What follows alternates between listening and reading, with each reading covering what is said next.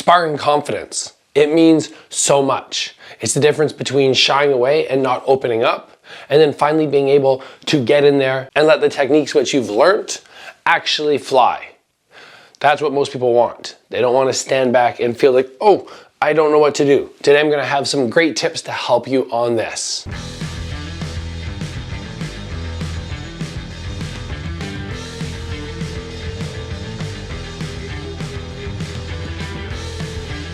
Our episode today is sponsored by XMartial, a fantastic martial arts company where you can get things for your jiu-jitsu needs, Muay Thai, street apparel.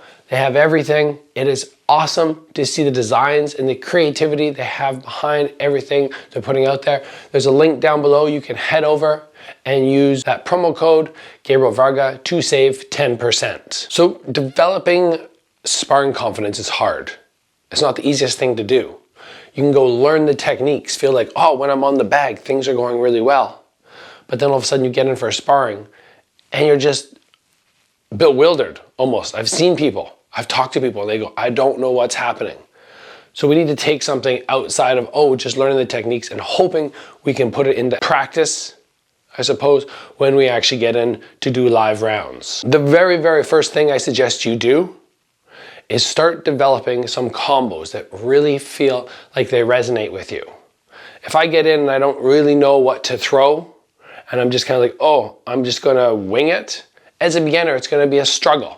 So if you can develop some safe combos where you go, this one seems to work for me very often, I feel defensively sound as I throw it, that is a great start. I'm not talking about combos that are 5 techniques long. We're not gonna step in and be like, okay, I'm gonna throw jab, upper, jab, hook, switch into that round kick. That's too long. Too much can happen there. You have to be able to adapt according to the situation for long combos.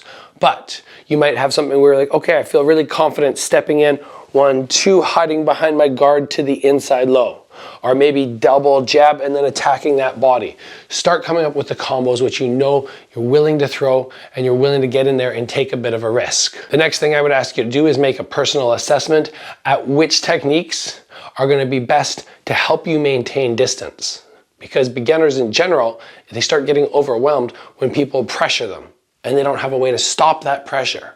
So for you, it might be stepping back with a jab, or stepping back with a cross, or throwing the front kick, or jamming it, grabbing and kneeing. There's so many options for that. It's just a matter of you going, okay, what feels really good? And you can ask your pad holders to do something like that. Like, okay, occasionally, can you just walk towards me? And you'll just go, okay, I'm gonna see what feels best. Some people find the defensive front kicks really hard. Some people wanna throw punches. Figure out some way, some technique to help maintain distance between you and a pressure opponent who's walking forward. Next up, I want you to really understand what your form of defense is.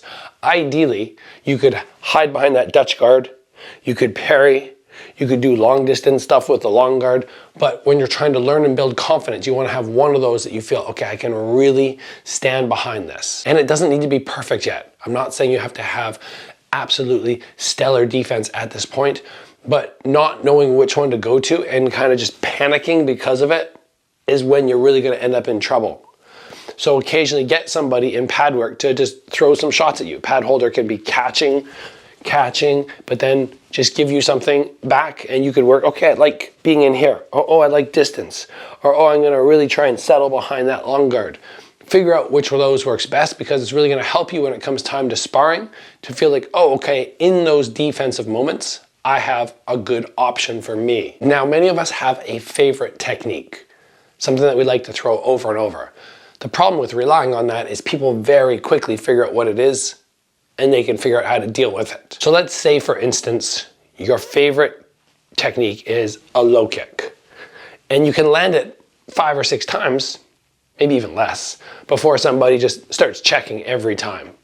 And you go, well, shoot, my favorite technique has nothing now. What you want to be able to do to build your sparring confidence is have follow-ups to that technique. Things that you can do to distract them from the fact that this is coming. So for example, if I throw a couple of low kicks and then I realize, oh, this guy's starting to check it. Now maybe I slide, I get them to lift that check, and then I come with a higher round kick. Or maybe I slide and then I attack the back leg. Or I slide and come with a hook. And now all of a sudden this person is going to start doubting whether they actually want to check everything, because when they get here, they end up in this terrible position where on the other attacks, they're on one leg. That's a terrible defensive position for them. And then they might stop checking, and then you can go back to landing it again.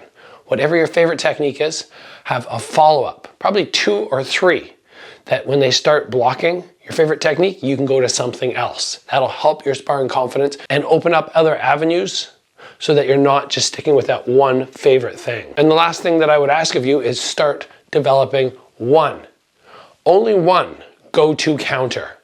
You don't need to be able to block every shot and then fire back. But if you have one thing where you go, okay, every time somebody hits me here, I fire back with my left hook. Or if they hit me on this side, I fire back with the left hook. Or if I block a round kick, I fire back with the left hook. There's a lot of counters you can get going with just one technique. And you can block and block and block and wait for that ability to throw that one single thing. Could be a low kick, could be a round kick. But figure out as you're in there, okay, what's one thing that I'm gonna wait on as I'm blocking to fire back? Because once you develop the ability to counter, all of a sudden you're not playing somebody else's game.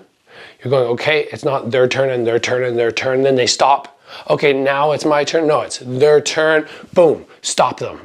And all of a sudden, the whole tides change and you start taking over, and your sparring confidence will just explode when you can do that. One counter, that's all I want. And that's everything, guys. If you can put into practice everything that I mentioned today, start working on it right now in the gym.